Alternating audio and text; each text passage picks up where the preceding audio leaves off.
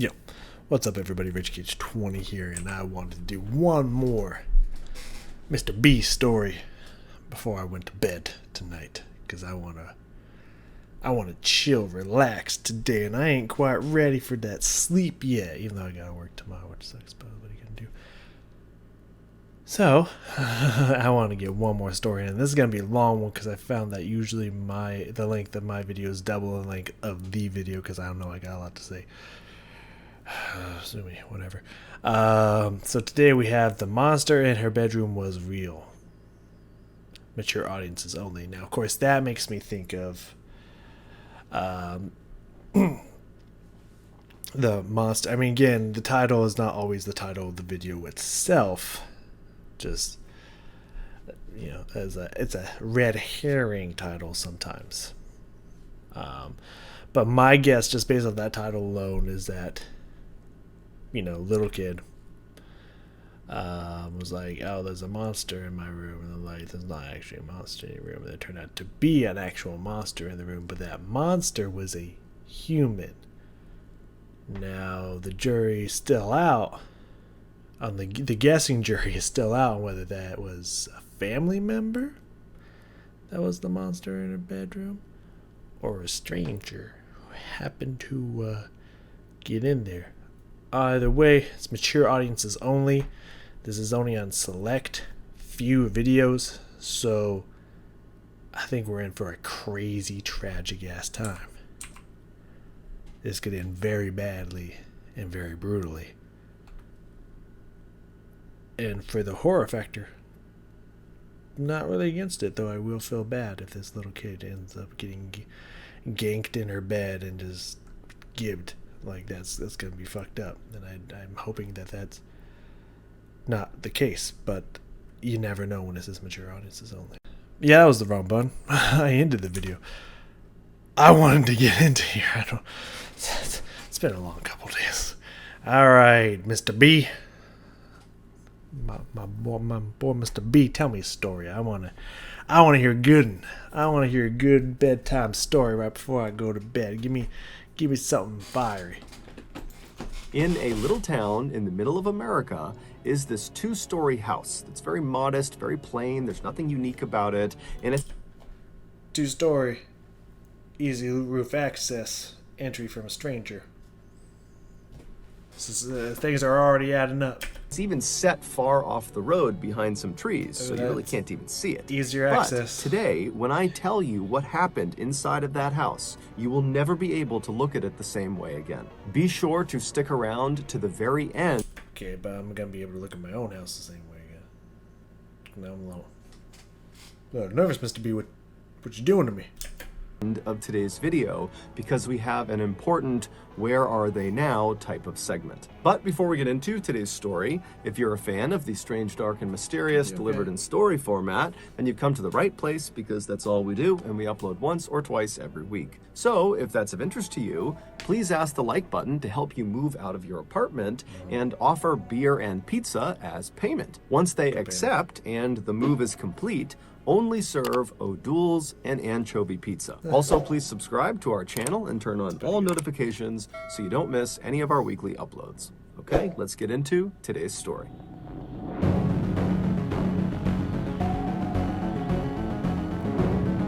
What's the story called, man? What's it called? Okay. No clues given there, really. Located in the middle of America is a little town called Hartford, Wisconsin. Downtown, they have the biggest automobile museum in... Is that what we consider middle America? Is like this way? That's like okay, when I think of middle America, like you say this is America, I'm thinking like in the middle, right? Wisconsin's to the right, depending on what you're looking at it, all the way to the top. It's really far from middle America, but like maybe that's just what they call Wisconsin, middle America. I I don't know, but that's not what I would consider when I think smack dab in the middle of America. But okay, sure. In all of Wisconsin. They also have a bowling alley called Dave's Lanes, which sells cheap beer and the best frozen pizza in town. Around the corner from the museum and Dave's Lanes are two other very popular local spots. One is called Scoop DeVille, which is an ice cream parlor that's themed like it's the 1950s, and they specialize in raspberry sundaes. And the other popular spot is called the Mine Shaft, and it's this big family-friendly restaurant that offers... Oh, speaking of mine shaft, from the other video, if these all go up, which at this point I'm assuming that they will, just I don't know if people are going to be like, oh, this is weird that you're doing it like this, or you pause too much or something. Who knows how this is going to go, but I'm still doing them, so I imagine that one will go up eventually. Who the fuck knows? But the last one, I looked up the difference between a catacomb and a cemetery. And catacombs seems like to be a catacomb, you specifically it has to be underground. Cemetery is just a place where you bury the dead. So I don't know if there's like the one, like the haunting place where this dude went somewhere in Mexico, I think it was Mexico, South America, whatever the fuck it was. It was like a catacomb place with, you know, like all the different things, but like it was outside. So would that be a cemetery, or would that be considered a catacomb? Because it's like a catacomb, but it's a above ground catacomb. Is that a thing? I don't know. But that's the difference between catacomb and cemetery, just so you know. Comfort food and arcade games. On warmer days, you can find residents of Hartford out on the many walking trails of Woodlawn and Willowbrook, which are two big, very well-maintained parks that are right outside of the downtown area. And on virtually any day, whether it's warm or cold, you can find Hartford residents packed into the Shower Arts Center, which is a local theater, to watch the local theater troupe perform. But none of these attractions are why anybody knows about Hartford, Wisconsin. The reason we know about Hartford, Wisconsin is because of Jessie Blodgett. Jessie Blodgett was a miracle. She was born just outside of Atlanta, Georgia in 1994. Is that Arthur? Is that Arthur or is that someone else? Very confused. To her loving parents, Buck and Is that Joy. the Bernstein Bears? Sorry, I should be paying attention. Of Atlanta, Georgia in 1994 to her loving parents, Buck and Joy Blodgett. And Buck and Joy, for the longest time, they couldn't have kids. In fact, they were kind of adjusting to their reality that they would not be able to have biological children when Joy discovered she was pregnant. The couple couldn't believe it. It was like the most incredible thing that either of them had ever experienced. Joy would give birth to Jessie at home. What on your face, Buck? Is that just like an issue with the picture itself, or like you get some like blueberry pie just all over your face? So what happened, dog? Also a little scary looking. With no drugs, no doctors, just Buck, his mom, and a midwife. And when little Jessie poked her head into the world for the first time, Buck and Joy fell instantly in love with her. Not long after Jessie's birth, the Blodgett family would leave Atlanta, Georgia, and move to Hartford, Wisconsin. And it was there, inside of their modest two-story home, about 5 minutes drive from the downtown. I mean, I'm just feeling the radiating privilege off of that sentence of modest two-story house. Alright, let's keep going. That Jessie would grow up. And it was also inside of that modest two-story home. True Crime Daily. Yeah, someone went down. Where many years later, Jessie would come face to face with a monster. Jessie was always assuming a humanoid stranger or a parent. Maybe creepy dad looked creepy and got that blueberry for a reason. I don't know. One the other kids looked up to. She was a brilliant musician who could sing, and she could play the piano and the violin. One of her very close friends growing up, a girl named Jacqueline Knights, said that whenever she went over to Jessie's house, she would walk in and have to yell at the top of her lungs just to get Jessie's attention because Jessie was permanently playing the piano. But Jessie's musical talents were not the only reason people were attracted to her. From a young age, Jessie became outraged by bullying and unfairness of any kind. And so very quickly, she developed a very strong moral compass. She became a fierce defender of animal rights, environmentalism, sustainability, social justice, and okay. I mean, that could be good. That could be bad, you know. How far are you going with it? Are you one of those people that you know what I mean? Just, I don't know now, Jesse. Ultimately ending violence against women. By the time she graduated from high school in 2012, Jessie had become very popular amongst her peers and also amongst teachers and parents. Jessie just came off as someone who was wise beyond her years. Jessie always talked about wanting to change the world, and after high school, she kind of figured out how she was going to do that. She decided she would study to become a choir director for either a university or a high school.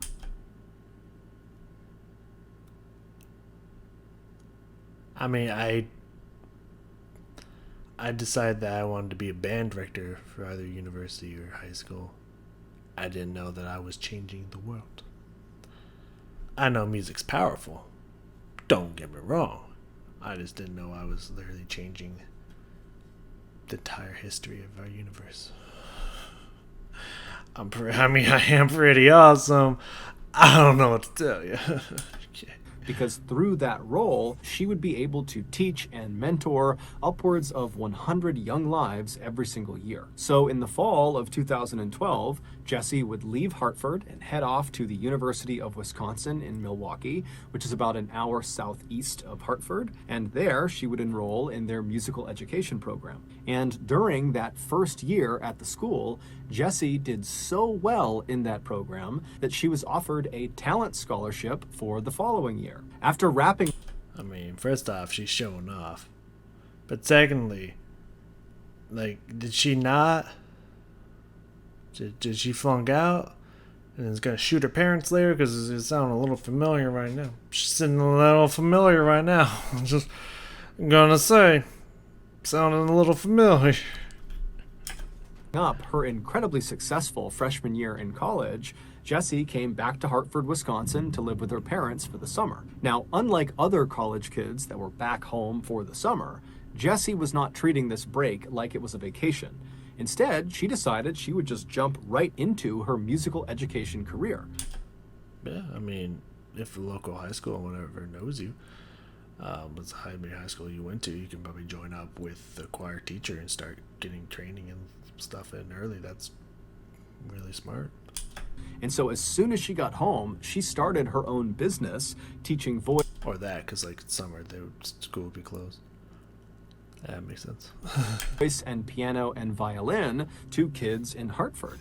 And within weeks of starting this brand new business, she had over 25 kids signed up. When Jessie wasn't teaching that summer, she was often writing original music with her friend Dan Bartelt, who was also a very talented local musician.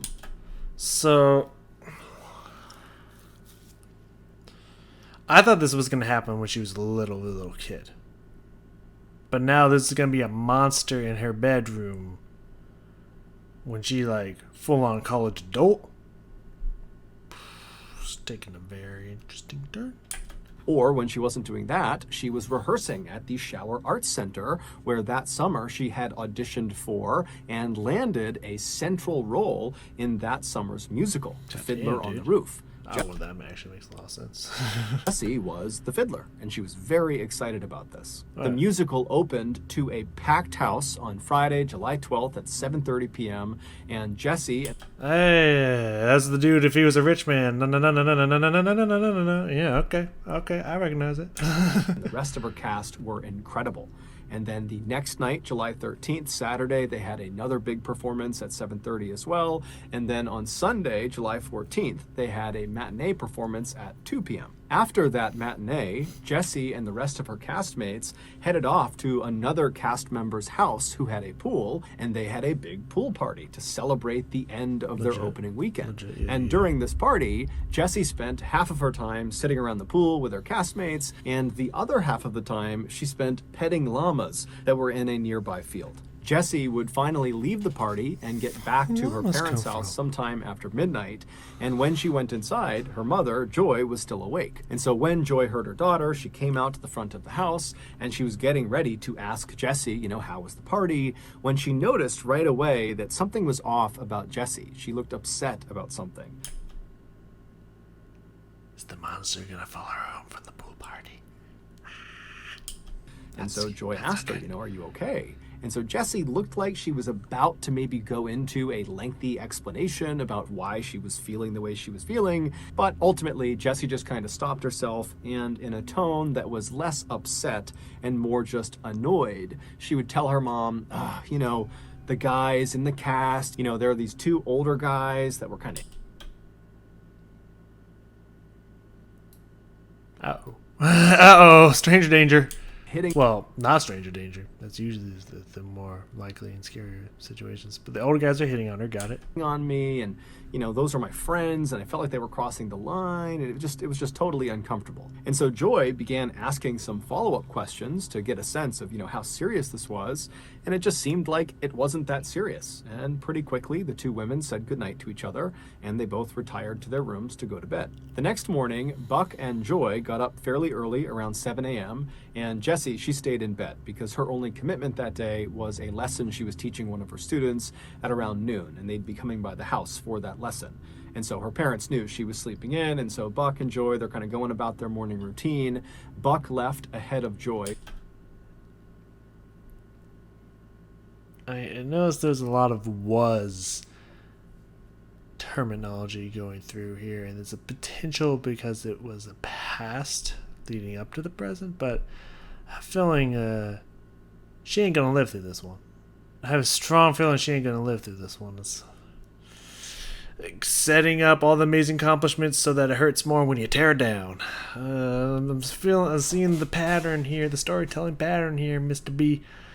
I don't like it. I don't like it. Something's gonna happen to her, and I can only imagine that's not just gonna be murder. I'm just saying, especially when it says mature audiences only, I think it's going to be something a little bit more gruesome and unfortunate and horrible.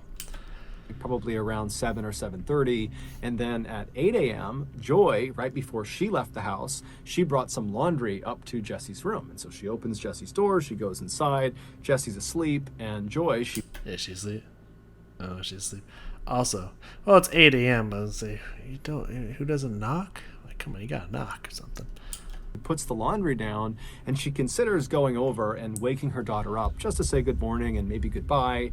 But she thought to herself, Jessie never gets a chance to sleep in. She's always got something going on, and so I'll let her sleep.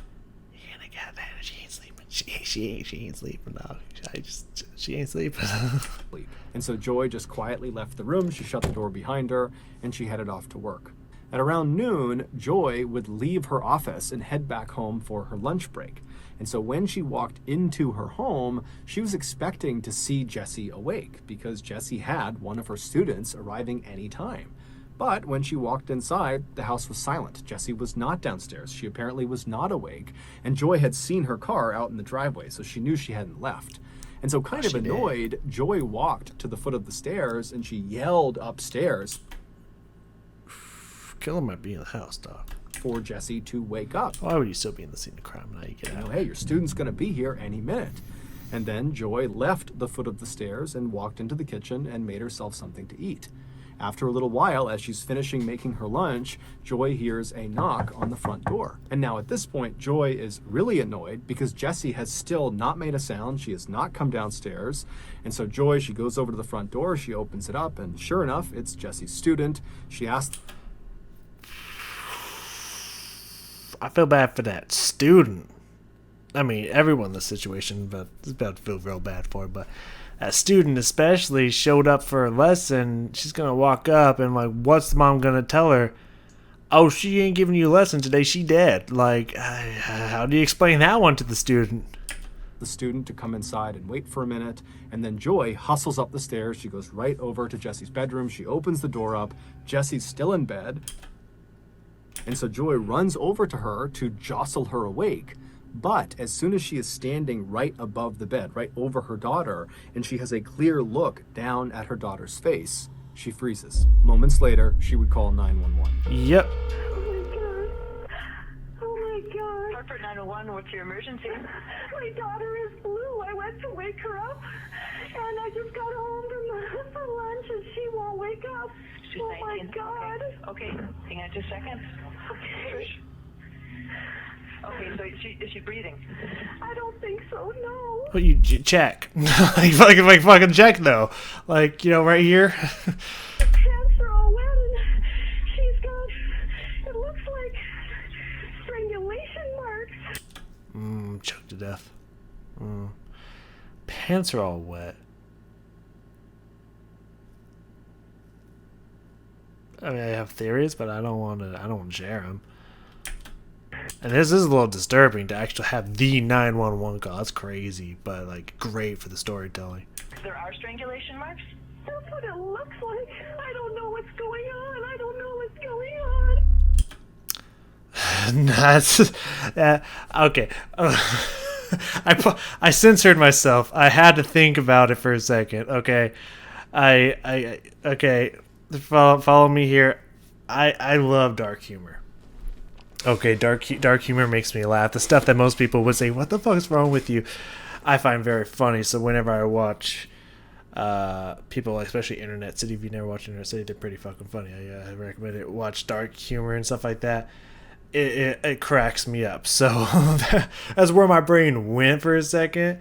I was gonna be like, autoerotic asphyxiation. Yeah, but. It's not cool based off of the seriousness of the situation. So like, my bad. It's just dark humor is funny to me. So my bad, y'all. My bad. I censored myself. I figured I'd let you in on just in case it doesn't get censored in the future. You know, that's like, I'm just kidding, just fucking around. You know, like, I understand the severity of the situation. Just using humor to lighten the impact. So like, you know, just calm down, people. All right, let's continue. Joy would gently pull her daughter out of the bed and lay her down on the ground. She would put a pillow underneath her head, and then she would begin doing chest compressions to try to save her daughter's life. But it was already too late. When police and it had paramedics been arrived, at least 4 hours, so she hadn't been breathing. She's dead. Like, dead. Like, way past dead.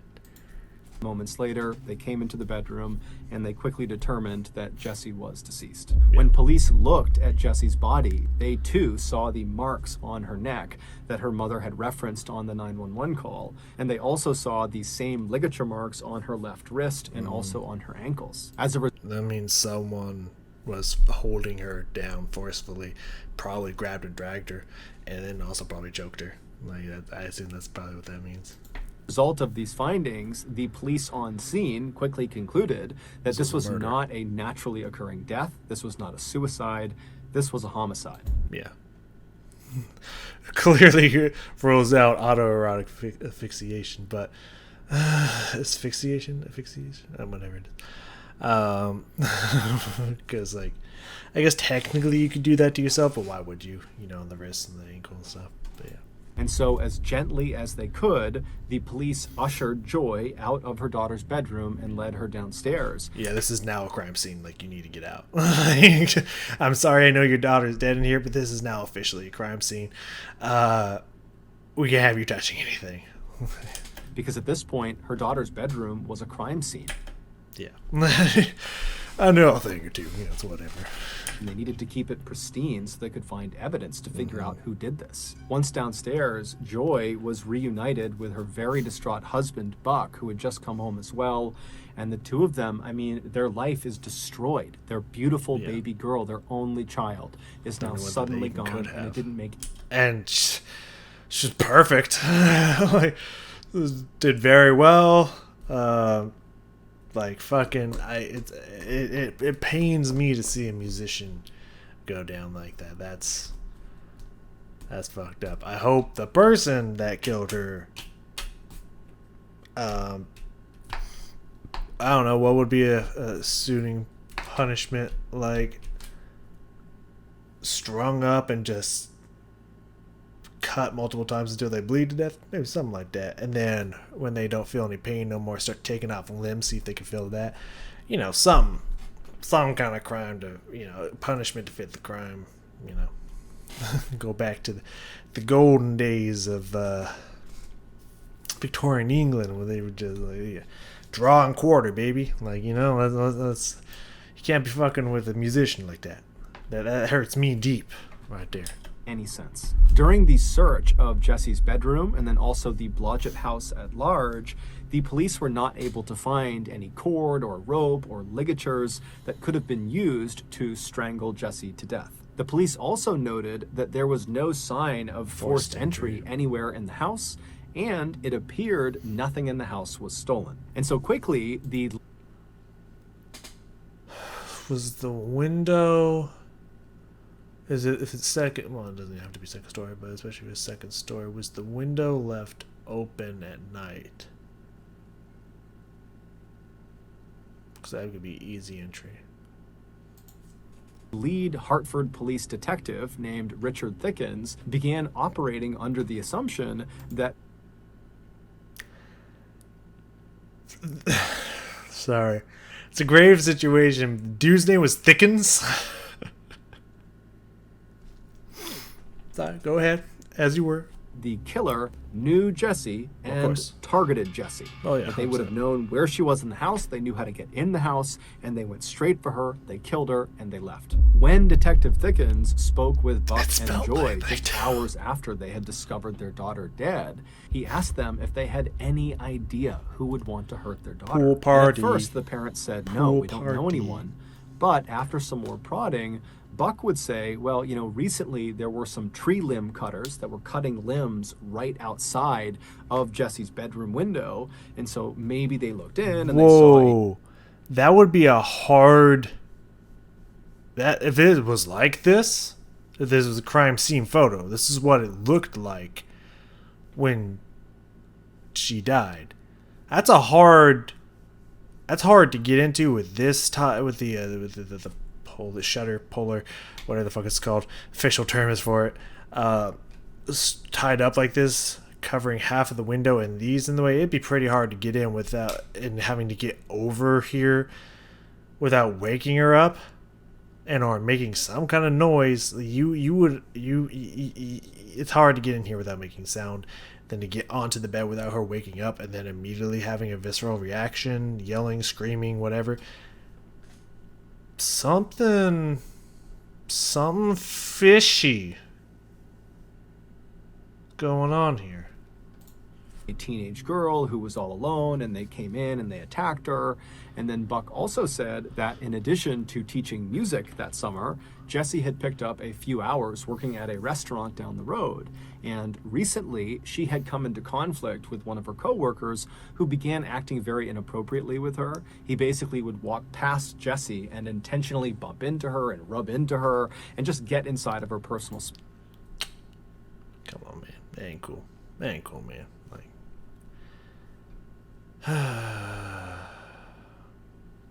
I mean, I don't want to have this conversation because, like, you know, I don't know if it's necessarily my place to have this conversation, but this is a topic that I will bring up with some of my coworkers. I've brought up occasionally. It's just like I have mixed feelings about the plight of women and what you guys have to go through on a consistent, probably daily basis. But there's a but in there. Because it's like I see the girls get hit on all the time and people are like, hey, you know, can I get your number and stuff. I've actually literally had people ask for the girl's number while they're working.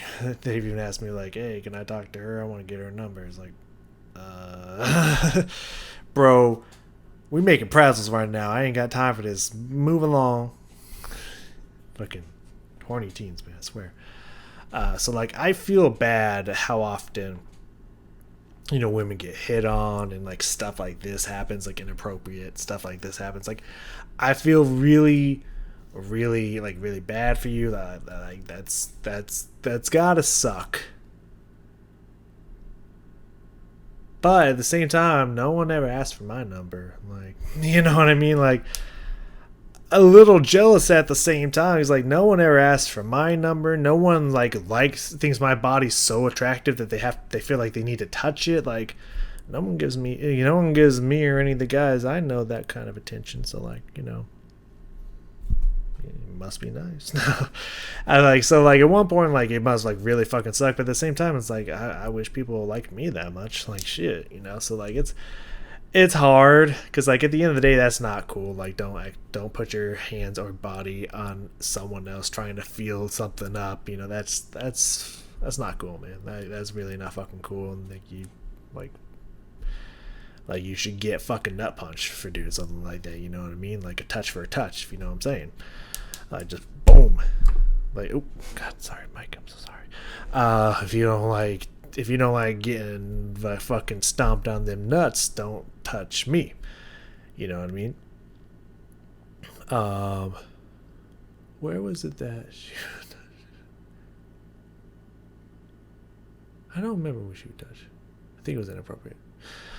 That is just reminding me of a story of someone I went to a master's degree with. She was a little crazy, but she was funny and seemed to have good intentions. But, you know, there's the whole, like, touching. Don't touch me if you don't want me to touch you. Like, when she was pregnant, because she got pregnant when she was a little bit before the master's program, she was starting to show and whatnot. And she would say how, like, tons of people would just feel like they could touch her stomach just because she was pregnant without consent or anything. So she would start feeling them up. In appropriate places, I would imagine. Again, she was a little out there, and be like, "Oh well, you're touching me, so I can touch you." You know what I mean? So like, yeah, just don't touch people without consent, and animals too. That drives me fucking crazy. But that's a different tangent. We can go on some other day. But like, animals can't give consent, so you have to ask me for consent to touch my animal. Fuck off. Anyways. But I feel bad because women shouldn't have to be afraid that shit's gonna happen all the time, even if it's just innocent, like, hey, I like you, do you want to date, flirting, or can I have your number, flirting, but up to the level of stalker and like going, you know, all that kind of stuff. Like, I feel bad. But also at the same time, no one's in love with me and my body so much that they need to stalk and watch it through the bushes. That's all I'm saying. Like, I'm a little jealous personally, but like,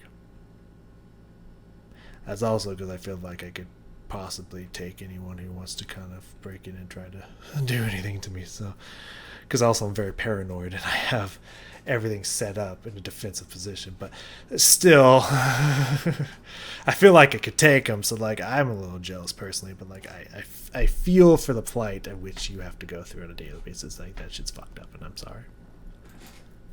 I don't do it if it makes you feel any better. Like, I go out of my way to avoid having any physical interactions with anyone I work with or am around on a daily basis, just because I don't want it to seem like, oh, I accidentally bumped into you. Oh, you know, like, I don't play that game. I don't like that shit. So like, I go out of my way to make sure I'm not that close to individuals. So,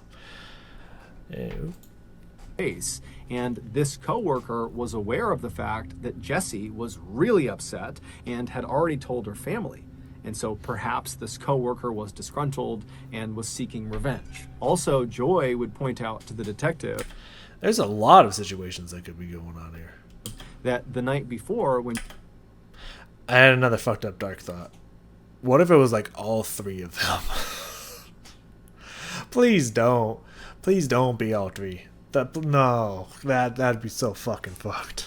Jessie came home, she had seemed really upset about something. She had said it was about the Or if it's all the same person. two guys that, you know, were hitting on her at the party, and it made her uncomfortable. But Joy and Jessie didn't really get into it. So there was something obviously on her mind the night that she was killed. Following this discussion, Detective Thickens would go out and track down those tree trimmers. keep that He would name also from him, track not down stuff the like that. co-worker at the restaurant, and he discovered that they had rock-solid alibis and they were ruled out as suspects. As for the two older guys, the cast members from the pool party that had made Jesse uncomfortable, Detective Thickens found them, and he very quickly ruled out one of them, but he was not able to rule out the other. His name was Randy Talley. When Detective Thickens spoke to Randy on July 15th, the day that Jesse was found, Randy would deny having anything to do with Jesse's death. When Detective Thickens asked him, where were you the night before after the cast party? Where'd you go? And then where were you this morning? Randy would tell him that after the party, he went back to his apartment, and that is where he has been the entire time until right then. When Detective Thickens asked him if there was anyone that could corroborate his story, Randy said no, he was alone in his apartment the entire time. Shortly after speaking with Randy, That means they must have got onto it fast, or he just didn't go anywhere for a while. Like for a day or two. Which, reasonable. If I have like 2 or 3 days off in a row and I don't need to go shopping, I usually don't go anywhere either. So, came from the play. Literally been playing games and watching TV for the next 2 days. I haven't gone anywhere, done anything. So, it's reasonable. Randy, the police were still searching Jesse's bedroom for evidence, and they discovered her diary. And her final entry in this diary only made Randy seem more suspicious. Despite downplaying the incident that Jesse had had with these two older cast members at the pool party, after Jessie had spoken with her mom briefly when she got back from the party, she had gone up to her room and then made this final diary entry. And in it, she talks about being really upset about what these two guys had done to her. She said that these two guys were corrupt. Yeah, okay, he's going to read part of it, but I just saw being corrupted. I think certain men are talking what should be platonic? Or taking what should be platonic love. And you could have written more clearer penumbra into a competition. Whether they may okay, I'm gonna just let him describe this if he can, because I can't make heads or tails of this ink. What was up with your ink, girl? Her, and that they were taking what should be platonic love and perverting it into a competition. Oh, perverting, not, yeah. I thought it was penumbra. Her closing lines seemed to indicate that she might have been expecting some sort of future confrontation with these two guys. The lines read, "I am not helpless. Well, apparently you were. you thought it was one way, but really it was another. I'm just gonna something innocence. Okay. I am making the choice to define my relationships more clearly, to keep things simple.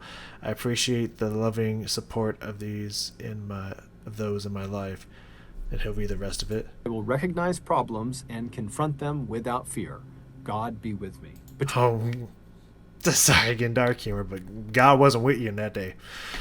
God unfortunately took a rest, took a little break at that time, and he was not there. And apparently you were definitely helpless. But I respect the choice to confront your problems without fear. Definitely respect that. Don't think I was with you though. He dropped the ball on that one, if I'm gonna be completely honest with you. But that's, I'm sorry, it's just funny when it says I'm not helpless and you immediately die that night. It's like, not helpless but not strapped. You weren't ready to blast off that night, man. You weren't ready for immediate to have that immediately challenged. That was not part of the plan. Between Randy's lack of an alibi and then Jesse's kind of ominous final message that seemed to be talking about Randy quickly became the primary suspect in this murder investigation. But Randy's cell phone records... But what if it wasn't Randy? who, if it's, because I feel like if it was Randy, there wouldn't be another 20-ish, 14, 24. I can do math. 24-ish minutes coming up here. I don't think it was Randy. Then who was it? Indicated that he had not had any interaction, no calls, no text messages with Jessie leading up to her death. Right. And around the time in the morning of July 15th, when she would have been killed, Randy's cell phone was in his apartment, far away from Jessie's house. I mean, there's a chance he didn't bring it with him, but still, pretty good evidence for him. And so while this didn't definitively mean that Randy could not have killed Right. Jessie, because he could have just left his cell phone at his apartment when he Bingo carried out the bongo. attack, what it did However, mean was there wasn't any real evidence to support the idea You can't that arrest him Randy without killed evidence. Jessie. And so the Hartford police had to go back to the drawing board and Yeah. try to find new leads to chase down. And Yeah. on July 16th, just 24 hours after Jessie was discovered, the police would get a huge lead. Oh, shit. Yeah, I was like, this is ad time, isn't it? Before we finish our story, I want to tell you about today's sponsor. Good job, Current. Do your current thing. 3 days before Jessie was killed, a young woman about the same age as Jessie, named Melissa Richards, decided to take her dog for a walk in a park in Richfield, Wisconsin. I was like, was it a woman that killed her? But I don't know. Maybe no. She spotted it. Maybe Melissa spotted it.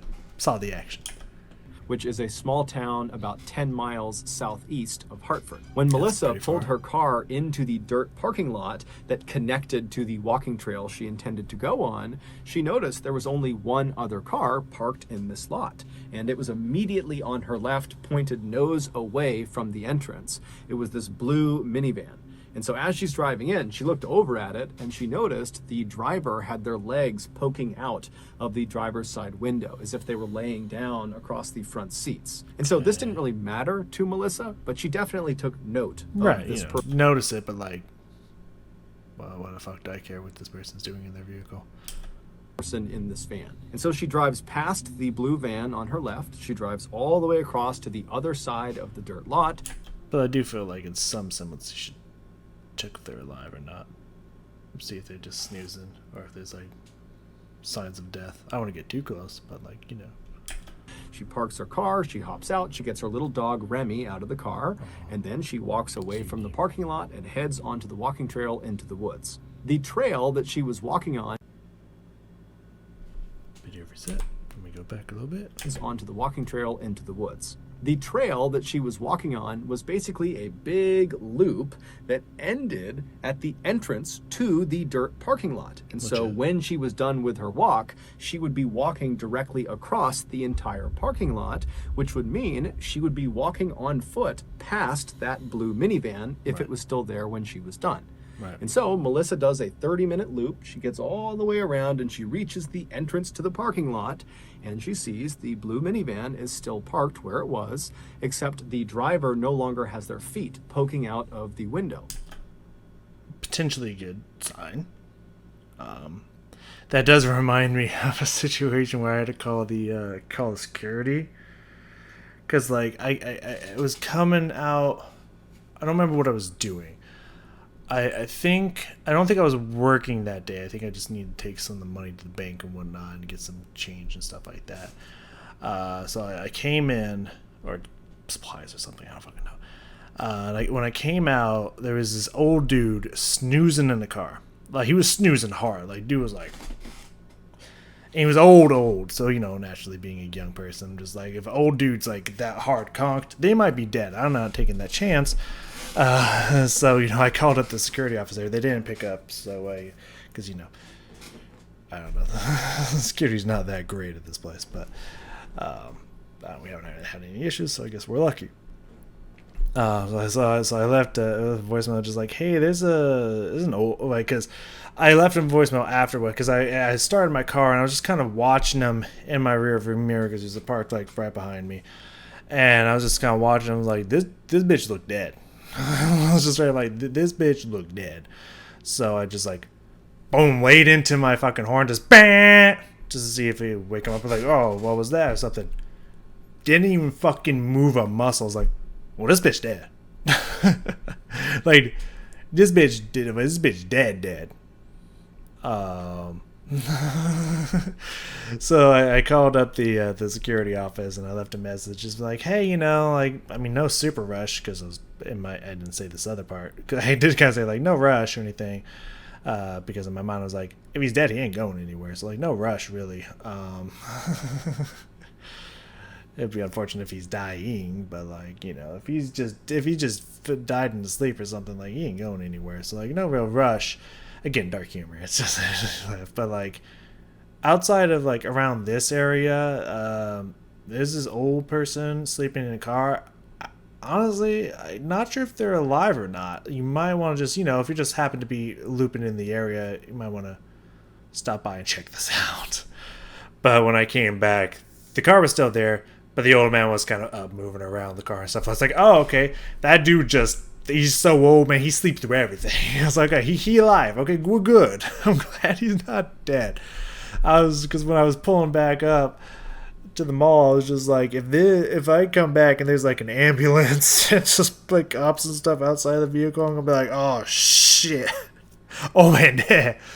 But no, he was up and he was okay. He just like wasn't even phased for a second. Loud car horn, just bang, like really close to him.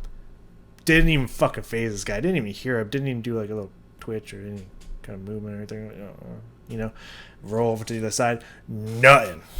So, anyways, so how I got? I was like, how did I get on the tangent again?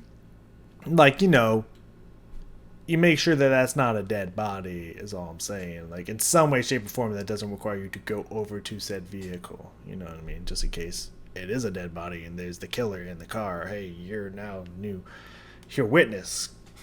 You know, but I'm just saying, you should check in some way, shape, or form. It's not a dead body, like I did. Now she can't see if there's anybody in the van at all. And so Melissa, again, she's not really thinking about this. It's crossing her mind, but she's not on edge about this van. And so she lets go of the leash of Remy, and Remy starts running to the car, and Melissa pulls out her key fob, and she opens up the trunk to the car, and so Remy runs over, he leaps into the car, and then Melissa just continues to walk across the lot towards her vehicle. And when Melissa walks just far enough that she is past the blue minivan, she turns to look at it, and she sees the person who had been sticking their legs out of the window, the driver, is now sitting in the passenger seat of the blue minivan. The door is open, and this person is sitting there staring at Melissa. That creepy. That creepy is a motherfucker. So Melissa, she makes quick eye contact with this person and immediately averts her gaze. She doesn't want to be rude, and she just keeps on walking towards her vehicle. But again, she's not worried about what's happening with this van. She's just aware of this person and this van. But after averting her gaze, she hears the sound of someone running toward her. Right. Not today. Car keys. Punch. As if you don't got any other weapon, that's the best you got at that point. Car keys. Poking at. You know, reacting to all these has made me really think about how, I mean, I wouldn't call it paranoia, I would just call it ready to go, because I know that this world is dangerous, and I know at any point there could be somebody that wishes to do me harm and attempts to do such. Now, I'm not like walking around thinking like, oh, this is gonna be that person. This is gonna be that person. I'm not like super frantic paranoid or anything. It's just like I'm just prepared, like just in case it does happen. Like I doubt it ever is going to happen, or there's just a small smidgen of a chance that you're that person at the wrong place at the wrong time. You know, it's a small percentage chance of ever occurring ever. But as I said in the video before the last one, the dude hiked the whole California trail, prepare for the worst. If the worst doesn't happen, you won't be disappointed. But if it does, you're ready for it. You know what I mean? So, like, This is why I think of, like, what's the weapon I have now if I needed it. And in her situation, I'm assuming, because if it's a little dog, you might go over and try to bite on its ankle, maybe trip him up a little bit, but, like, fuck's the little dog gonna do? In this situation, I assume your only weapon is trying to use the car keys like a brass knuckle, in a sense, and just try to puncture something, wind him, get him in a position where you can try to, I don't know, kick him in the balls, kick him in the fucking face if he's bent over, like, do what you gotta do in this scenario. So that's just where my brain is just tactical, always just in case shit happens, I'm ready, kind of thing. Her from behind. And so she whips her head around and she sees the same person who was sitting in the passenger seat, the driver of this van, has run up to her. And as soon as she turned around to face this person, they came to a complete stop and they were just staring directly at Melissa. They were only about 10 feet apart. Back away slowly. Get ready to go. And Melissa kind of reflexively said, "Oh, you scared me." And then Melissa just turned her back on this person. No, bitch! No, bitch! The fuck's you doing? Apparently you alive. Apparently you alive. But just someone staring at you when you're getting in your car and you hear just don't. You turn around, this dude's like, you know, like, oh dude, she scared me. Prank. And then turn your fucking back on him again. Why is there so many stupid fucking people in the world? Watching these stories has just led me to believe there's so many trusting stupid motherfuckers in this world. He was sprinting at me and comes to a complete halt when I turn around. I could turn my back on this individual. Safe to do such. How are you not dead?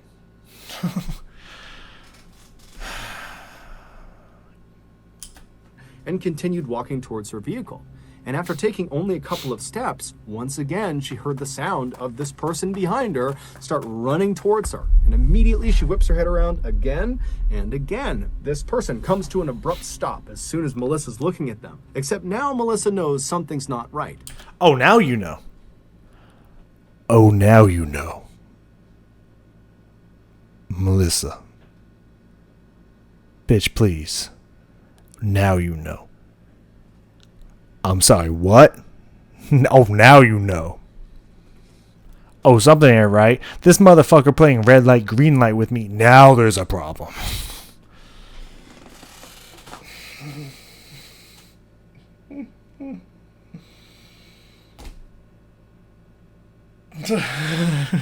Okay.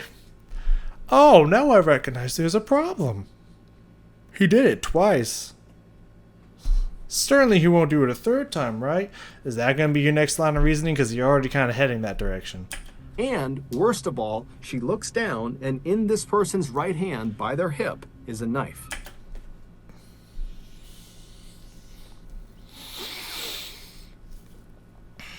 And this is also why, when I see something like this, like,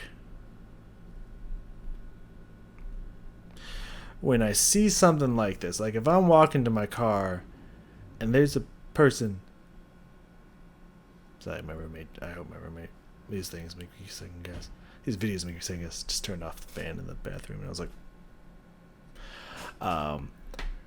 like, if I'm walking to my car and there's someone in another car just mean mugging me, just like, you know, watching me and shit as I go, and I hear the door open, I'm like this, you know what I mean? I'm like, I'm watching as I'm walking, you know what I mean? I'm like, and if all of a sudden this person's running after me, knife out, just like, fuck you doing, bitch? You better not be running into me. You better be running some the fuck where else, because you about to get it. You about to get fucking stuck like a pig if you keep this trajectory. It better be that direction, motherfucker. So that's why I'd be glad if someone does not have a ranged weapon, because then it's mano y mano. Who's stronger, bro? Did you pick the wrong fucking fight? Because I can tell you right now, I won't disarm you. I'll straight up murder your ass. I'm sorry. Like, for me, it's like I don't like killing. I don't like the thought of harming. Well, I don't like the thought of harming anything innocent. Like animals, I don't like to harm animals unless it's trying to take my life. You know, self-defense. You gotta do what you gotta do. I don't like to harm any animals. I don't like to harm. The last thing I would ever want to do is harm a child, and or younger. Because like, it's my career to protect and educate children. The last thing I would ever want to do in the history of ever would be harm a child in any way, shape, or form. However, grown adults, I don't think are innocent. Like, humans in general, especially older humans, are kind of like the scum of the earth, in all honesty. Like, humans are kind of the worst. As you can see in these stories, humans are the fucking worst. So, like, I don't think they're innocent. And if they come at me, I have really no problem putting them down. You know what I mean? And I'm not going to take any chances of like, oh, I'm going to fuck around and just try to disarm you and keep you alive and let you just go to jail and stuff. Like, if you're aiming to disarm and you're not like trained to do such, you're fighting weakened, in my opinion, because you're trying not to fatalize this person. So you're trying to just restrain.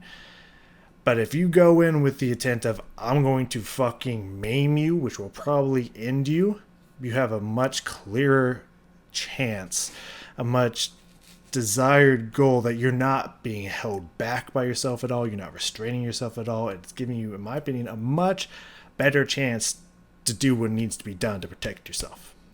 So, sorry, if you come at me with a knife and you coming in my direction, you get close enough, I'm going to attempt. I might not be successful at it and you might kill me, but I'm going to attempt to put you the fuck down in whatever way I need to. Which probably means I'm going for the throat, like, immediately. I'm not even going to lie to you. I'm probably just going to try to get that arm to the side and then just straight across. You know what I mean?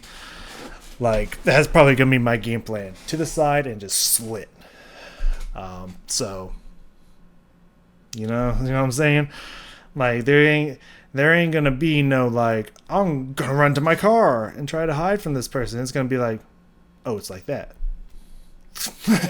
It's like that, huh? Alright, motherfucker, let's see what you got. Are you ready to die today? Because I am. You know what I mean? Like, it gonna be like that. He was gonna think it was one way when really it was another way. That's what the fuck's about to happen to this guy. So, you know, you feel me? Anyways, A split second later, this person charges Melissa. They tackle Melissa to the ground. Yeah. Again. Again, you gotta like plant yourself and get ready for the tackle. Like, you gotta be ready for this stuff. We got Dave Chappelle it, dog. You gotta be ready for the tackle. Use them hips. Use them hips to get him down and get on top of him. Anyways. Melissa smashes down onto her stomach, and she's pinned on her stomach. And he has a knife. And this person, they attempt to stab Melissa, but Melissa fights back like mad. She turns... You have to wiggle, you have to move, you gotta push, you gotta squirm, you gotta make sure that he does not have a clear entry point with that knife. Over and she grabs the blade of the knife and she wrestles it away from her attacker, and she pulls the blade grabbed onto the blade. That's going to cause massive lacerations. the knife under her body and she puts it under all of her weight. And the attacker is so surprised that this has happened. I don't think he would have had a good day if he was going to have to be. I'm not like super strong or anything, but like when I'm always ready, and like honestly, I probably wouldn't even go for the knife. I'm gonna let you in a little secret right here. If you ever fight me, like I've never had to fight this way, so I don't know what would go down in this scenario. But like, I don't mind fighting dirty, and by dirty I don't mean just going for the testicles. Like I will fight like an animal. I will fight insane mode. Like if you got me down and shit, and I can get your arm away, I'm probably gonna go for your throat and try to rip out a chunk of it with my teeth. Like, I will fucking try to claw out your fucking eyes. I will fight teeth and nail to the death. Like, don't fuck with me. I will fuck you up. Because at that point, I'd probably be fucking pissed. I would let that rage surge through me, and I would just fucking go for the throat, literally, like a fucking tiger. Like, all I'm saying. If I'm going down, I'm taking you with me. That's all I'm saying. They actually stop for a second before kind of reaching down and trying to yank the knife out from underneath Melissa, but Test Melissa shot. is not letting it Testicle go. shot. And so finally, the Pop, attacker pop, just pop. kind of sits up on her back and says, "Can I just go?" And Melissa says, "No." But at that exact moment, the attacker leapt up and started... Can I just go? Can I just go? And she's like, no. Who says no in that scenario? It's like, no, dog, you wanted this fight. Like, I feel like that would be like the other situation if you pinned him down and were like about to kill him. Like, can I just go? But like the dude's just like, oh, I can't get my knife back. Can I just go? And you're like, nah, bitch. Try to get this knife. What? running back towards the blue minivan. And so Melissa, she's not waiting around to see what they're going to do. And so she jumps No, get the GTFO. up. She's still got the knife in her hand. Her hands are completely ruined. Melissa runs to her Yeah, dude. You grab the blade of the knife. Oh my god, you got deep fucking cuts, dude. car. She leaps inside. She throws the bloody knife onto Like the deep kind that you can actually feel it like separating. Like, oh, I hate those cuts. the floorboard of the passenger seat. After making sure Remy is in the car with her, she shuts the back hatch. She locks the door. Yeah, Remy, good job, dog. I understand you're a little dog, but you didn't even fucking try. You didn't even try to help, Remy. Fuck wrong with you? And then she turns around and she sees her attacker in the van peeling out of the lot driving away. And so Melissa is relieved, but she also just wants to get the heck away You don't know if he's gonna follow you back to your house. You don't go directly home. You don't go directly home. You go directly to the police station. That's what you do. from where she is right now. She's totally alone. And so she fires up her car and she drives to the hospital. After getting 50 Oh yeah, no, actually, the hospital is actually a better choice. I forgot about the lacerations. Like, no, yeah, you go to the hospital. Smart choice. You drive yourself to the hospital. Those are deep lacerations. Like, probably not enough to bleed out, I would imagine. But like deep enough that you're gonna need stitches. Like, if left alone for a while, it would probably either get affected or you would start to get woozy from eventual blood. Like, oh, sorry, video reset. That's not the kind that you're going to bleed out in like just a few minutes or anything. Like, it would probably take at least a good hour or so of bleeding, I would assume, for those cuts. Yeah, even if you took and just ran it across, like really deep and stuff, that would take a while. You could put pressure on that. That would take you wouldn't bleed out from that. I don't think.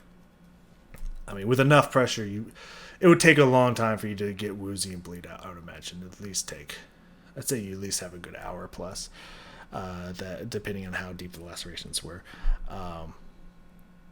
So, yeah, I mean, you'd be fine to get there, no problem. But like, you definitely go to the hospital in that scenario. 15 stitches to repair the Because in the hospital, we'll call the police. 3 very deep cuts in her hands. Yeah. Melissa was transferred to a recovery room where a man named Joel Klossing, who was a detective with the Washington thinking. County Sheriff Department, he came into the room and he took down Melissa's statement.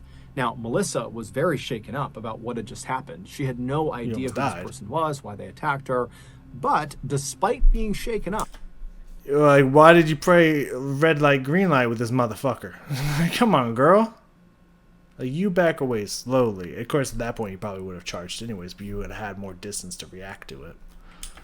Melissa had the most incredible memory of the event. She knew exactly what her attacker looked like, all the little details, and she knew everything about the vehicle, to include the fact that she knew it was a Dodge Caravan minivan. So she knew the exact type of car, That is incredible attention to detail. and she guessed it was probably from the years 2000 to 2002. How the fuck do you know that? How do you know that much about the vehicle?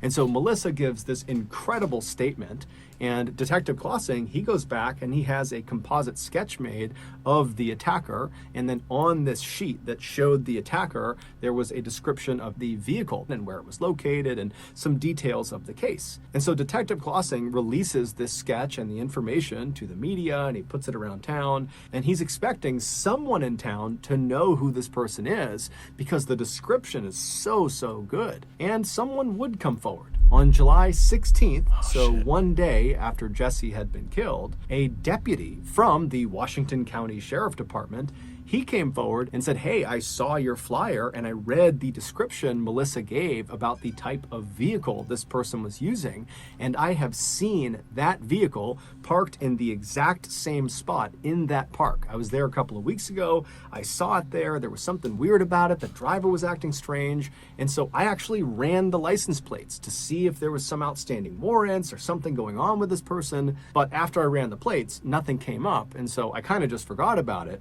But now I've read this description and I'm pretty convinced it's the same exact vehicle. And so I can pull those plates that I ran and we can see who owned that vehicle, and maybe it's a match. And so the deputy, he pulls up the information that he had pulled from the license plates of the van he had seen a couple of weeks earlier. And when they looked at the owner of that minivan, there was just no way they matched the description that Melissa gave. Is it her dad? There's no way it's her dad. Jesse's dad. There's no way, right? There's no way, right? Like, hold on a second. It just could not be the same person. And so briefly, Detective Klossing and the deputy believed that, okay, it was just some big coincidence that a very similar blue minivan was parked in the exact same spot a couple of weeks apart. But when Detective Klossing looked a little bit deeper into who the owner of that vehicle... I mean, you're not allowed to... when you're in a detective position, job, and whatnot, you're not allowed to believe in coincidences. Any coincidence is a lead. You check those out. ...was, he would discover they had a relative that matched exactly the description that Melissa gave of her attacker. And so on the afternoon of July 16th, so one day after Jesse has been killed, Detective Klossing tracks down the phone number of the relative who looks exactly like the attacker, and he punches that number into his cell phone, and he put the phone to his ear. At the same time, 10 miles to the northwest, Buck and Joy Blodgett were hosting a vigil for their daughter in their home. There's no way. First off, hopefully it's not her dad still, but there's no way a phone goes off at that vigil and the killer is there. And it better not be her dad. Fucking A, man. And so all of Jesse's very close friends and family, they were all there in the living room, and they were sitting around. Oh, they in the house? Bitch, they in the house? In a big circle, crying together. It's gotta be the dad. They're grieving together, and then also sharing their favorite memories of Jesse. And so while they're all doing that, a phone starts to ring inside of the circle. And the owner of that phone, 19-year-old Daniel Buck. Wait, the Daniel? The music master Daniel? Okay, this wasn't her dad. But the Daniel? Is this gonna be like the Mist TV show to where the gay friend ends up raping the girl because he didn't want anyone else to do it, kind of thing? Telt, who was a very close friend of Jesse's and who had spent much of that summer coming over to the Blodgett household. Who knew the house very well. To make original music with Jesse. How was the guy who did it? Can I just go? He was a teenager. I guess this is a little bit more logical now.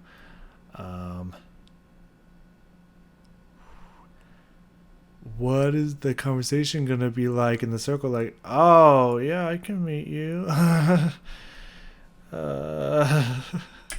He stands up and he walks quietly away from the group, and then he answers the phone, and it's Detective Klossing asking Daniel. That's ultimate level betrayal right there. You're in the house. You killed and did fuck knows what to that girl. I don't believe it was just I'm gonna kill you. And you in the house, dog. You in the house. Bruh. No way. No way.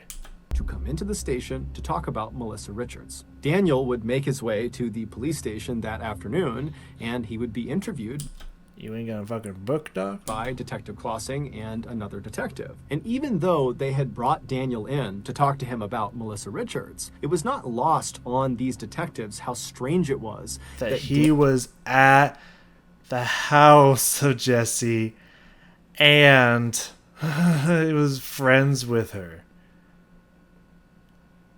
Daniel is at the home of a recently murdered young woman where that case is unsolved, and he is now the suspect of another attack on another young woman that happened only a couple of days earlier and only a couple of miles away. And so as soon as Daniel sits down, Detective Klossing kind of casually asks him, hey, why were you at Jesse Blodgett's house when I called you? And Daniel would say, well, I'm very close with Jessie, and so we were there as part of her vigil because she was killed yesterday. And so the detective kind of did gradually shift to Melissa Richards, which Daniel would say he had nothing to do with. But as they began asking him questions about Melissa, Detective Klossing and the other detective noticed that there were cuts on Daniel's hands. And so they kind of cut him off and they asked Daniel, how'd you get these cuts on your hands? And Daniel was very quick to say, well, I got them at work. A screw kind of jutted out and cut my hands. I move inventory around in a back room. I mean, it is plausible because I get my hands fucking cut constantly, man. Like, mostly my fault. I'm just seeing if I have any recent. Well, I haven't done them recently. I think it's been actually a good 2 or 3 weeks since I've gotten a cut. But we have a lot of thin, sharp metal, and you clean around it and you're not paying attention. It's like, oh, motherfucker. And they hurt, man. They hurt. Sometimes they bleed pretty bad and whatnot. So like I get cuts all over my hand from works, and I'm ready to work with pretzels. So like, yeah, so like, believable if you work in a warehouse, it's possible. But like, I get cuts all the time, but like, still, you don't believe in coincidences. You know what I mean? And you're a detective. Of an engineering company, that's my job, and I just cut my hand at work. And so at that point, the police began really asking very pointed questions about exactly how he hurt his hands and what exactly did he do at his... Yep. See if you can catch him stammering over his words, really see the wheels turning. Yeah, but you still would need a confession or a way to point him at the scene of the crime with the murder weapon, with the weapon from Melissa, to be able to do anything. And if it's pretty good if someone had your exact description matched at the location of the scene where that van has been spotted before by other officers. That is good, but I don't know if that's good enough, because it'd be like, I didn't drive that vehicle there. This person probably saw my face before. Maybe maybe I know who she is. Obviously that part could probably be debunked, but and she's just trying to get one over on me or something like that. It's pretty good. I don't know if it's good enough. I think you need, obviously, a confession or something very solid that proves without a shadow of a doubt you can plant him at the scene. So, wonder what that's going to turn out to be like.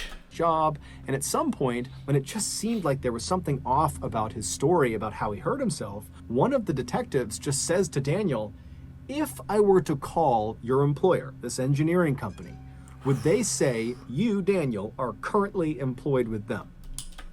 Fair question to ask. And Daniel, he kind of paused for a minute and then said, no, I actually lost my job several weeks ago. And those are probably fresher than a couple of weeks ago cut, aren't they? Dang. They would have caught you out, but but how did you lose your job? That's going to come up. And so now the detectives knew he had to be lying about how he cut his hand. Yeah. Because he's just told them that he heard it at work Weeks. recently, but he wasn't. Yeah, no, you can tell the difference between for someone who gets cut all the time on my hands. You can tell the difference between recent cuts, like happened yesterday, and like couple weeks old, almost healed cuts. Like, yeah, like those are fresh, dog. Where'd you get them? Wasn't employed recently. And so Detective Clausen kind of leans in and says, Daniel, so how'd you really hurt your hand? And so Daniel, he begins talking about how he cut it cooking. And We got on real close. Like, I mean, he does have backup there. The dude's like, I'm gonna strangle you. But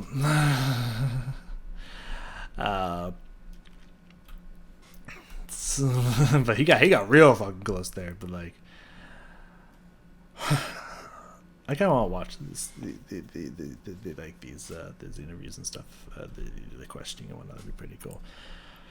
But yeah, dog, nah, dog, nah. Detective Clausen is like, Daniel, nobody would lie about cutting their hand cooking. So Yeah, dog. Like, why would that be your second story? Why would you lie about that? why don't you just tell us the truth? And amazingly, Daniel would. He would admit, after some serious pressure, that he hurt himself attacking Melissa Richards. I mean, I'm glad that the dude confessed, because like, I'm glad the dude confessed, cause that's good, you know what I mean, and whatnot. But like,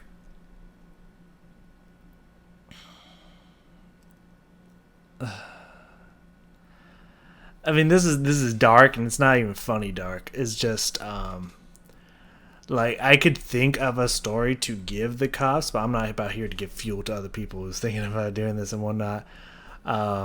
Just because this is a situation that happened, not to me personally, but to me, from someone I knew, who they lied to me that they cut themselves cooking and whatnot, but in reality they were trying to actually physically cause harm to themselves, to respect the person in questioning, even though I don't like this person in questioning, to be a good person. I won't give any details or names or anything like that, or even relation to this person, but like, that is a story, like, well, you know, it is something that's I've had to go through, to where they were actually trying to cause self-harm to themselves. And you could spin that to be like, because I'm embarrassed that I actually tried to physically injure myself, I cut myself from time to time, and like, my hands deserve it, blah blah blah, you know, which would be a little weird. But then again, that it can be like, well, that would make sense why you would lie about why you have these cuts on your hands if you said that you cut yourself because you're embarrassed to admit that you practice self-harm. That is a story you could go off of, but he didn't think fast enough to go with that, so he was just like, okay, yeah, I did. But again, don't do that, don't use that. This is not for fucking criminals to use. Fuck you. Go fuck yourself, please. Kindly do such. Stop. You get fucking evil bitches. Stop. Yo, fucking, what was he, 19 or some shit? Come at me, you 19-year-old. See what the fuck happened to you. I would clap them cheeks, and not in a good way. I would fuck your day up. Anyways, story continue, please. He told detectives that after he lost his job a few weeks earlier, he didn't want his parents to know he had lost. What is up with that shit, man? Like, he's always the crazies, just like, well, I just didn't want my parents to know, so I killed somebody. And usually them. And like, that's the other, man, like, if I was a parent, I'd be like, hey, it happens, don't fuck up next time. His job, and so he had just continued getting up early and leaving the house and coming back later in the day, kind of acting like he had been at work all. That is so much effort, dude. That's so much of your time wasted. Just go try to find another job. So you actually have a place that you're going to. All day, when in reality, all he was doing was driving around town and sometimes going to parks and just sitting in Hey, you're paying for gas, dog. You don't got a job. What was your game plan? parking spots in parks. And so on July 12th, the day that Melissa was attacked, that's exactly what Daniel was doing. He was pretending to be at work by sitting in that parking space in that dirt lot in Richfield. And at some point, he saw Melissa and he decided he just wanted to attack her. He told detectives, It's just a normal thought. You just see someone like, what if I just attacked that person? That's a normal, rational thought right there. Fucking crazy bitches, dude. This dude's a fucking crazy motherfucker. that recently he had become overwhelmed in college, and so he had dropped out, and then he lost. It's always the college dropouts, man. If you ever know someone who's flunking or dropped out of college, fucking run. Those bitches are crazy. It's always how it goes in these stories, man. College, their job, and then they killing someone. His job, and so combined, he was just feeling kind of scared of life. That's how he described it. And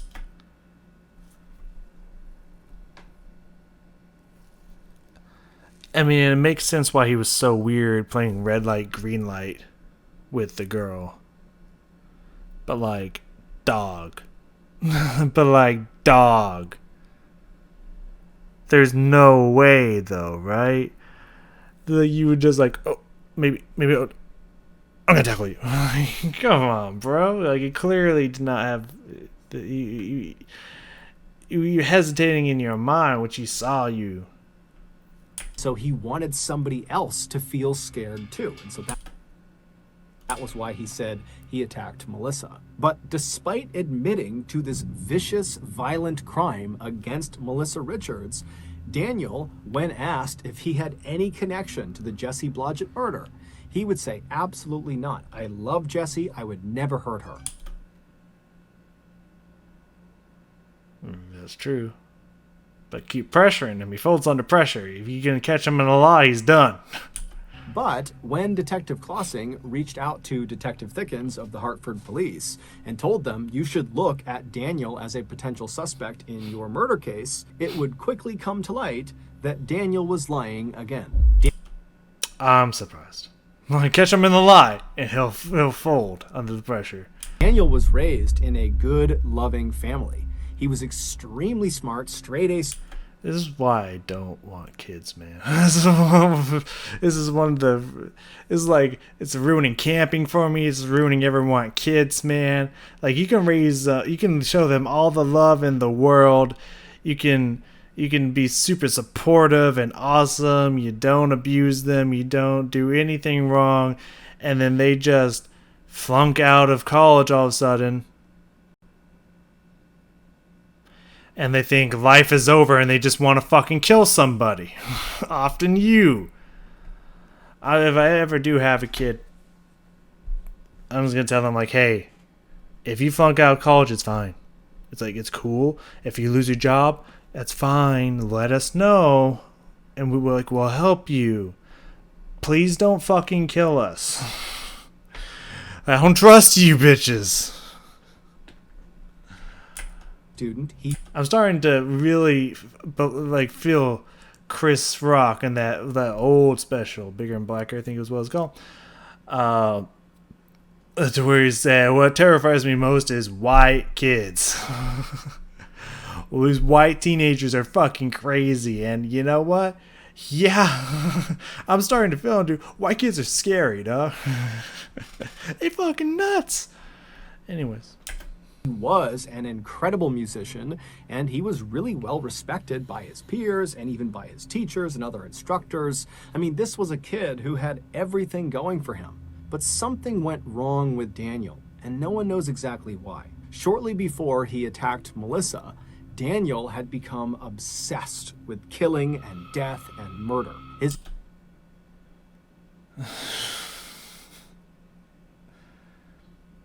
Cool. It's cool, dog. That's so great for you. Internet search history shows that he spent a lot of time looking for actual snuff videos online. Those are videos of actual murder. I mean, there's the BME Pain Olympics if like you need to get your thrills and whatnot. My friends showed me the testicle one. I've never watched any before or ever since because it's fucking disgusting.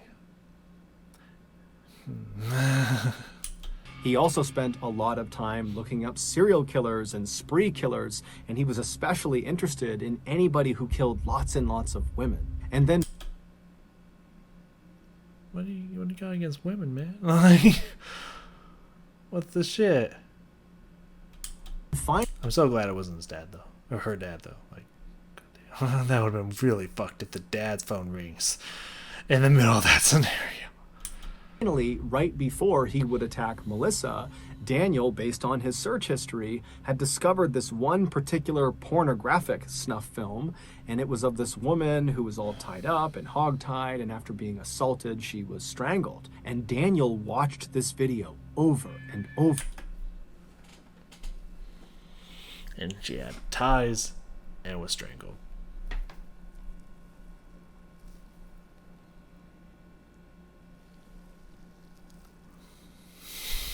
Daniel, please. Over and over again. On that day, July 12th, as Daniel is pretending to be at work, he's sitting in his car, he looks out and he sees Melissa, she's all alone, and something clicks in his head where he decides he's going to go reenact that wretched pornographic snuff film on Melissa. And so Melissa was likely just at the wrong place at the wrong time. Like I said earlier. Like, the chance of you being at the wrong place at the wrong time is very small. But if it happens, and you're prepared for it, things go a little differently. That's all I'm saying. Recovered in that dirt Can I just go? Okay, man. parking lot after the attack was this special, very strong tape that had been in Daniel's pockets during the attack. It had just fallen out. And so it's believed I was just there? he was going to use that tape to subdue Melissa and then Oh, tape. I thought I meant like cassette tape or right, tape. abduct her.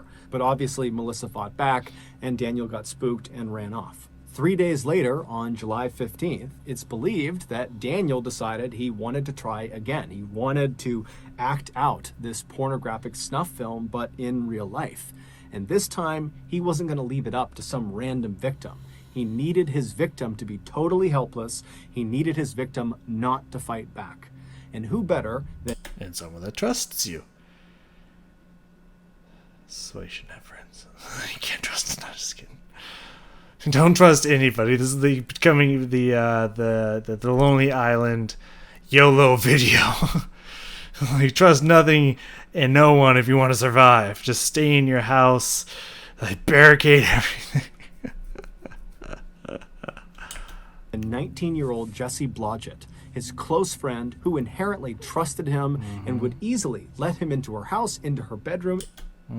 It wouldn't matter if she was all alone because she felt safe around him. Yeah. Based on eyewitness testimony of someone who was driving through the Blodgett neighborhood on the morning that Jesse was killed, it's believed Daniel arrived in the driveway of the Blodgett household just a few minutes after Buck and Joy had left for work.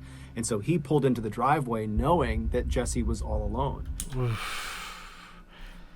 Yeah, just like a master thief criminal, you scan for when the hours of when people are going to be gone or not. We don't know exactly what happened inside of that house. I mean, we can guess. We don't know if Jesse came down and opened the door or if she was still upstairs sleeping. But Daniel, he entered the house, and when he went inside, he was prepared for what he was about to do. He literally had a bag full of supplies. Some people are so fucked up, man. Things like that special tape, there were ligatures, cords, ropes, there was alcohol wipes, zip ties. And so he makes his way upstairs to Jesse's bedroom, and then once he's in there, we don't know if Jesse was awake or sleeping at this time, but either way, Daniel jumped on top of her and immediately put a homemade ball gag into her mouth and then wrapped that. That's how no one heard. Got it. Because I was going to say, there's no way it came through the window, right? There's no way it came through the window. You don't get through there without waking someone up. Special tape around her head to make sure the gag stayed in her mouth. And then once she couldn't make a sound, he bound her wrists and her ankles and he hogtied her. It's over. There's nothing you can do in that situation. Like you have no strength to maybe. Well, if you're hogtied, then probably no, that'll be in front of you. So I mean, you can try to start swinging, but that's like all you got. Her, and then he viciously assaulted her, and then after he was done, he wrapped some cord around her neck and he strangled her to death. After she was deceased, Daniel attempted to clean her body with some alcohol wipes, and then after that he kind of repositioned her in her bed with the covers. Make it look like she's sleeping. This guy really fucking thought this one through. Alcohol wipes to not only clean the body, but also to potentially hide fingerprints and evidence and anything like that. Dude did it. I mean, he did it. They didn't detect shit in the room. Up over her to give the appearance that she was still sleeping to her parents when they inevitably would find her. Then Daniel rounded up all of his murder supplies back into his bag, except he did accidentally leave one of those special rolls of tape underneath Jesse's bed. Oh no, Todd. Scrub. And then he slipped out of the Blodgett household, and then he drove to Woodlawn Park, where he disposed of his supplies into one of the trash cans. The next And he found them. Damn. day, Well, at he probably told him where he put them. Jesse's vigil, Daniel would attend, and according to the other people that were there, Daniel was by far the most talkative person in that circle. Dude. The what really disgusts me. I mean, all of this is pretty disgusting, but what really fucking disgusts me is when someone has the disrespect to show back up to all the grieving people in the room when you're the fucking one who did it and act like, oh, yeah, I'm sad too, y'all. That I'm still game for the tie him up, 1,000 cuts, dismember his body plan. Like, I'm still pretty game for that, dog. Like, honestly, like, if that's the punishment, it might dissuade some people. Like, if I get caught, like, it's gonna hurt for a long time before they kill me. All I'm saying, maybe that'll dissuade a few people. Maybe not. Maybe it will crack down at least maybe 10-15% or something. But yeah, that dude should have been drawn and quartered, beheaded, like the whole classic England affair. Yeah, he should have gotten it all. Like, fuck that piece of shit. Daniel would ultimately be found guilty of murdering Jesse Blodgett, although he never admitted guilt. In fact, during the sentencing phase, Buck Blodgett would give this incredibly eloquent and heart-wrenching speech about what it was like to lose his only child. And toward the when he could barely even have one in the first place. Barely managed to survive and was perfect. Like, that dog. Like, I would go to jail. Like, I would absolutely go to jail. I would fucking murder the shit out of that kid. Like, I wouldn't even give a shit. My life's already destroyed at that point. Like, I would just fucking mutilate his corpse in front of everybody. They'd have to bring in the entire fucking police station to save this guy. I wouldn't fight him off like the Hulk, just throwing him off of me and killing this motherfucker. You know what I mean? Like, fuck that, dude. Fuck that, dude. Like, I wouldn't even give a shit. I would murder the fuck out of that kid for doing that to my daughter, dude. Are you fucking kidding me? Like, fuck that shit. At the end of this speech, Buck turned to his right, so away from the judge who he had been addressing, and he looked directly at Daniel. And Daniel looked back at him, and Buck says, "Dan, I forgive you, as I have every day since I found out it was you." Nah. Fuck wrong with you? Like, maybe he was... Like, he just looked smug about it, just kind of like, oh. Like... No, dog. No. Forgive him for killing your only fucking daughter? Forgive him? I know you into this God stuff.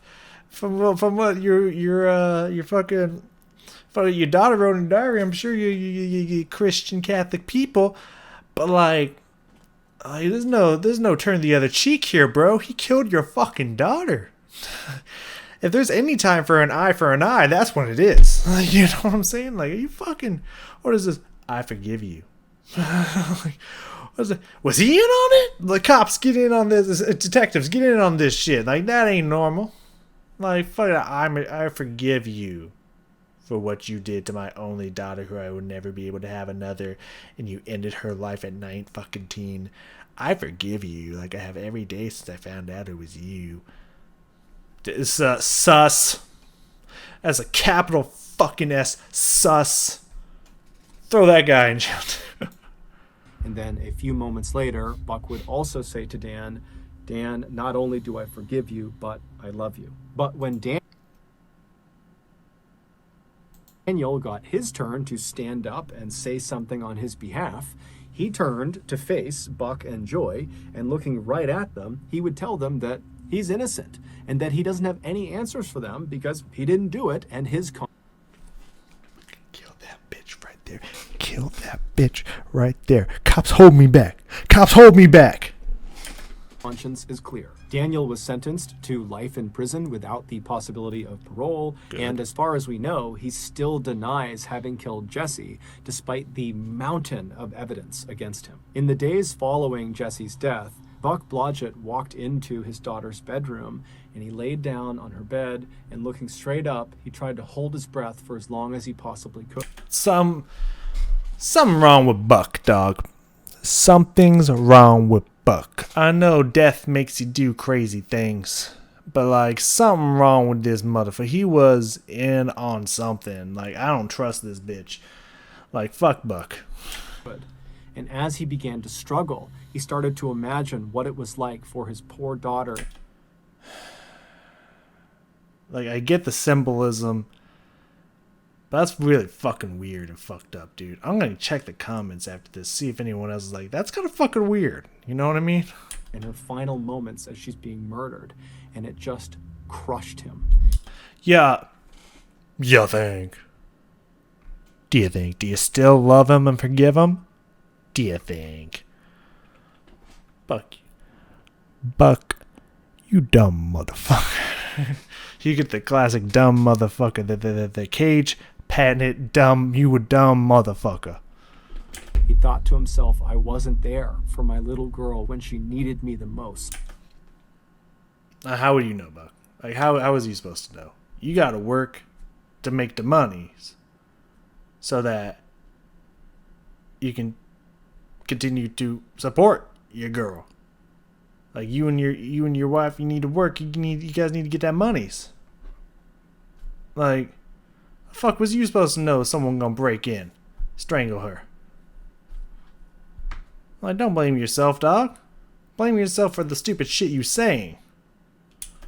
But instead of just carrying that terrible burden around with him for the rest of his life, Buck and his family decided they had to do something to honor their daughter's memory and maybe even change the world. That's the first smart thing you ever said. Now, me, I would kind of turn that into vengeance, but that's because, I don't know. It's because that's that devil side of me. You know, the Maria Brink, baby, half God, half devil.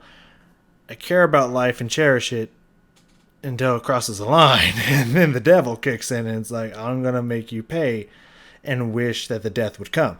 You know what I mean? Like, don't trigger the devil on me, because you ain't going to like it when he shows up. That's all I'm going to fucking say. You know, they say hell hath no fury. That'd be me. Hell hath no fury as a me crossed. I'm just going to tell you that right now. Because that's when I evoke the hell within. So, stay on my good side, and I'm like the nicest person you've ever met. Get on my bad side, and you will regret it. If you're not strong enough to beat me, then you will regret it. I guess that's what I'll say. Anyways. Which was something that Jesse always talked about wanting to do. And so Buck would go on to start the Love is Greater Than Hate project, which is this incredible charity whose mission is designed to end male-on-female violence and to inspire love over hate. I mean, it is said that you can't fight hate with more hate. It only creates hate. I'm just saying, if you publicly display that, if we catch you doing this, like if you sneak into a girl's house and rape and kill her, this is what's gonna happen, and you fucking gut the dude right there on camera. Those innards are falling out, but you keeping him alive and shit until the last moment where you fucking chop off his head. I'm pretty sure that's gonna dissuade a few people. That's all I'm fucking saying. You know what I mean? Like, all I'm fucking saying is I think that might turn a few more people away than being like, you fight it with love. I don't think that's going to really affect the crazies that are going to go out there. But they think like, oh, I'm going to be tortured until I can barely be alive and then they'll kill me. Maybe I don't. That's all I'm saying. Maybe that works a little bit better. But I mean, like, I respect the project. I respect the message. And I like what I'm seeing. Is all I'm saying is, in this situation, I think hate's going to turn away more hate than love will. But that's, I don't know, it's a great message and all. But like, the people that are going to respond well to this message aren't the people running around killing people, raping and killing. You know what I mean? Like, anyways. Bucks Charity is a recipient of a Mr. Ballen Foundation grant, and if you have been moved by the story in some way, I would highly encourage you to contribute to Bucks Charity. You can find the link to their Severe violence against my daughter, and then it changed even more radically after I responded to that violence with love and forgiveness. I still don't think you say that to the person that killed your one and only daughter that you will ever have ever. Potentially, I mean, you could always adopt, but still, it will never be your own daughter ever again. You know what I mean? Like, I don't feel like you're like, I love you and forgive you. Buck, there's something wrong with you, Buck. I'm just gonna say, dog, there's something wrong with you. website below where you can donate. So that's going to do it. If you got something out of today's episode and you haven't done this already, what does he say after this? Because the reason I usually stop here is because it's like, oh, I don't care about the outro. It's just like he says the same thing as the intro, so like I don't really want to hear that again. But like, maybe does he say something important after the like button? ready, beer and pizza. Pizza. Also, please subscribe to our channel and turn on all notifications so you don't miss any of our weekly 1 or 2 video uploads. We now have a podcast called the Mr. Ballen Podcast. I've heard about that. That puts out brand new, never before heard podcast exclusive stories on Monday mornings, and then on Thursday morning we will re-upload popular YouTube audios that have been remastered. Again, it's just called the Mr. Ballen Podcast, and it's How does Ballen? Hey, cause he be ballin'. available on Spotify, Amazon, Apple Podcasts, basically anywhere you find podcasts, you can find this one. We also have 2 additional YouTube channels. One is called Mr. Ballen Shorts, and the other is called Mr. Ballen en Espanol. We also put out near daily content on our Facebook and Snapchat channels, which are just called Mr. Ballen. I also respect the fact that he only does all this like advertisement stuff at the end of the video, so if you don't want to see it, I see it hit like 58, 59. I was like, it's about to cut out. I'm just gonna stop talking now. At the end of the video instead of the beginning of all the videos. I respect that. Like, you know, like because that's why, like, especially a lot of reaction videos are just like, hey, hit us up in this social media and this blah blah blah blah. I feel like that's why most people just skip the beginning of videos. Even when it's me who's trying to talk about what's going, you know, what I'm expecting, you know, stuff that is actually pertaining to the video, and not just check me out on Facebook, check me out on Instagram, check me out on this, check me out on that. Oh, nothing to do with this video, but check me out on this, check me out on that. You know, just fucking throwing out all kinds of like, did you go look at my other stuff? Like, I feel like that's why everyone just reaction videos skip. Okay, here's the video. I feel like that's why that happens. It's because people be doing that. So I really respect that Mr. Ballen here, because he's a baller, dog. It's what he does. Puts it at the end of the video. And that's why I try to show him that respect by not skipping the beginning of these videos. I could. Even if I was doing a reaction, I could do it. But you know, he finds a new clever way to talk about what you're going to do to the like button every single time. I assume it's not repeating. I want to know. I haven't seen enough. That, like, I'm going to pay him that respect. I'm going to watch the whole beginning. And I appreciate that he's not betraying that respect by just trying to, I forgot what the term is. This is a very specific term for it. It's not selling or selling out. It's the other one. Repping is the first word that's coming to mind. It's not the right word, but lack of a better term. Repping all of his other social medias and pimping all that shit out. I respect that he doesn't do that at the beginning and saves it for the end. I don't care for the fact that he repeats the whole like button thing verbatim a second time, but again, that's for the people that skip the beginning. But it's like, oh, I'm already here. I've already watched 40 minutes of this. I might as well hear them out at the end. They might catch it at the end. I get that. So keep talking, Mr. Ballen. And if you want to get in touch with me, please follow me on any major social media platform. My username on all of them is just @Mr. Ballen, and then send me a direct message. I really do read the majority of my DMs. We have some really cool merchandise, so head over to shopmrballen.com to have a look. And if you have a story suggestion, please submit it to our subreddit, just called Mr. Ballen. It's linked in the description below. So whether I see you on Instagram, Twitter, TikTok, Reddit, YouTube, Facebook, other YouTube channels, the podcast, wherever, just know that I really appreciate your support. And until next time, that's going to do it. See ya. Respect, Mr. B.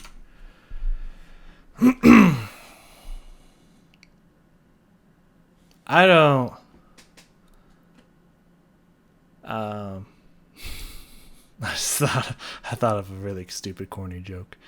Like, I don't really know what to say to this super long reaction to this video I just watched. I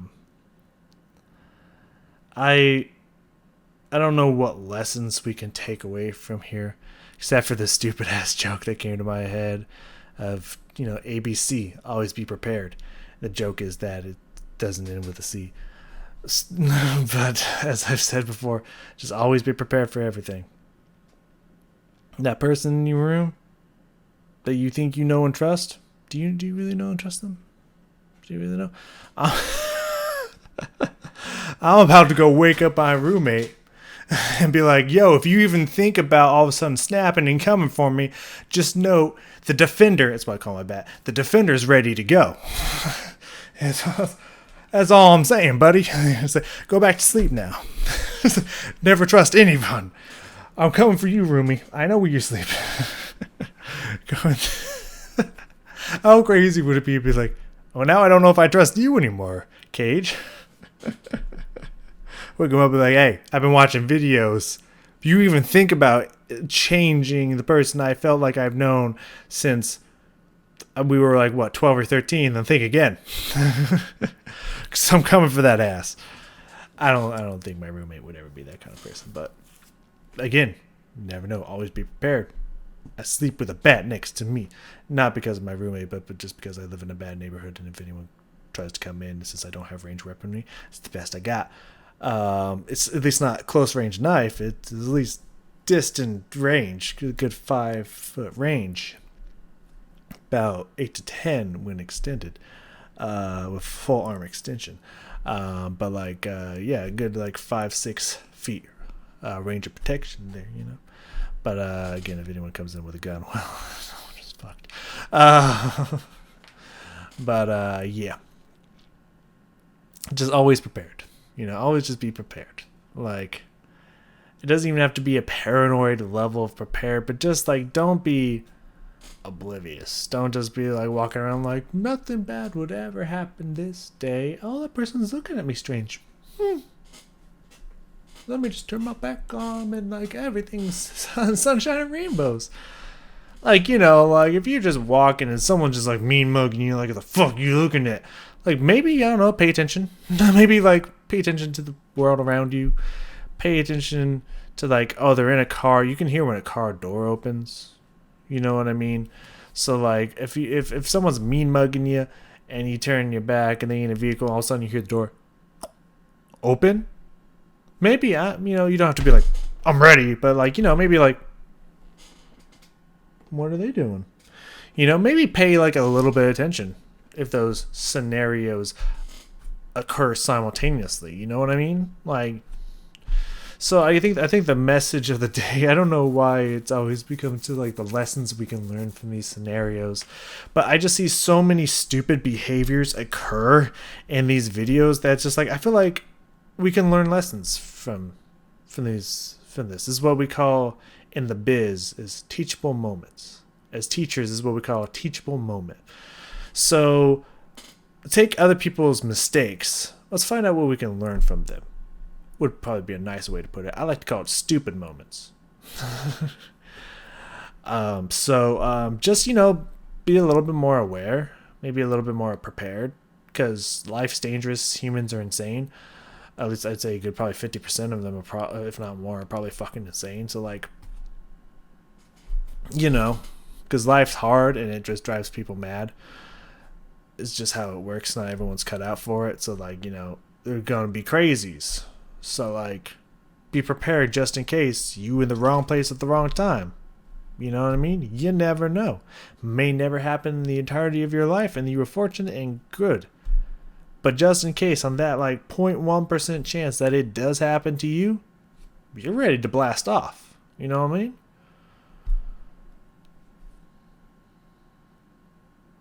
So that's a lesson we can learn from today. Another lesson.